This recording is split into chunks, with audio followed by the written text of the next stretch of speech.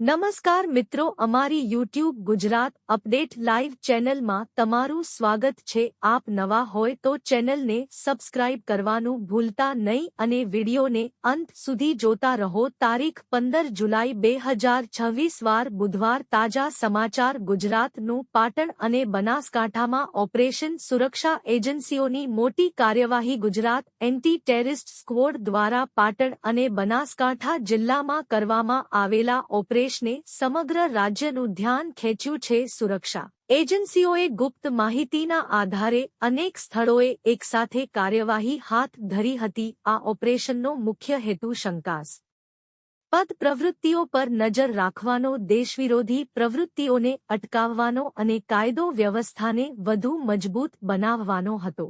મળતી માહિતી અનુસારની વિશેષ ટીમોએ સ્થાનિક પોલીસના સહયોગથી પાટણ અને બનાસકાંઠાના વિવિધ વિસ્તારોમાં દરોડા પાડ્યા હતા। કાર્યવાહી દરમિયાન કેટલાક લોકોની પૂછપરછ કરવામાં આવી હતી અને મહત્વપૂર્ણ દસ્તાવેજો તેમજ ઇલેક્ટ્રોનિક ઉપકરણોની તપાસ કરવામાં આવી હતી। તપાસ દરમિયાન mobile phone, laptop, digital storage device અને અન્ય સામગ્રીને ફોરેન્સિક તપાસ માટે કબજે લેવામાં આવી હોવાનું જાણવા મળ્યું છે। સૂત્રોના જણાવ્યા મુજબ છેલ્લા કેટલાક સમયથી કેટલીક શંકાસ્પદ હિલચાલ અંગે સુરક્ષા એજન્સીઓને માહિતી મળી રહી હતી। આ માહિતીના આધારે લાંબા સમયથી ગુપ્ત નજર રાખવામાં આવી રહી હતી। પૂરતા પુરાવા અને માહિતી મળ્યા બાદ એકસાથે કાર્યવાહી કરવાનો નિર્ણય લીધો। ઓપરેશન દરમિયાન સમગ્ર વિસ્તારને સુરક્ષાના ઘેરામાં લેવામાં આવ્યો હતો જેથી કોઈ અનિચ્છનીય ઘટના ન બને। સ્થાનિક લોકોને પણ તપાસમાં સહકાર આપવા અપીલ કરવામાં આવી હતી। અધિકારીઓએ જણાવ્યું કે સામાન્ય નાગરિકોએ ગભરાવાની જરૂર નથી અને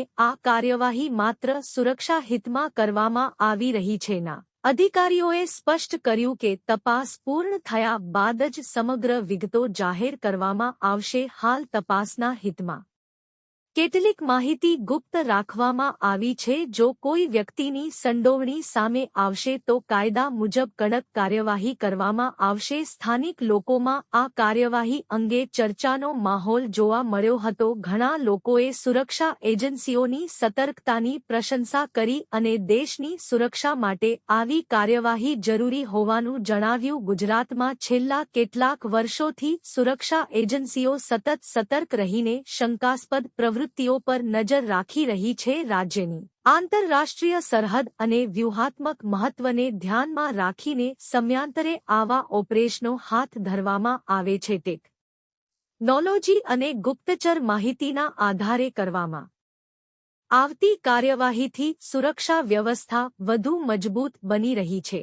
તપાસ પૂર્ણ થયા બાદ જ સ્પષ્ટ થશે કે આ ઓપરેશનમાં શું મળ્યું, કેટલા લોકોની પૂછપરછ થઈ અને આગળ શું કાર્યવાહી થશે। અધિકારીઓએ લોકોને અફવાઓથી દૂર રહેવા અને માત્ર સત્તાવાર માહિતી પર જ વિશ્વાસ રાખવાની અપીલ કરી છે। રાજ્ય સરકાર અને સુરક્ષા એજન્સીઓએ પણ પુનરોચ્ચાર કર્યો છે કે ગુજરાતમાં કાયદો અને વ્યવસ્થા જાળવવા માટે દરેક જરૂરી પગલું લેવામાં આવશે। કોઈપણ પ્રકારની દેશવિરોધી અથવા શંકાસ્પદ પ્રવૃત્તિને સહન કરવામાં આવશે નહીં। નોંધ: ઉપરોક્ત લેખ સામાન્ય સમાચાર શૈલીમાં તૈયાર કરવામાં આવ્યો છે। કોઈ વ્યક્તિની સંડોવણી અથવા ગુનાહિત જવાબદારી અંગે અંતિમ નિષ્કર્ષ તપાસ પૂર્ણ થયા બાદ અને સત્તાવાર જાહેરાત પછી જ માનવો।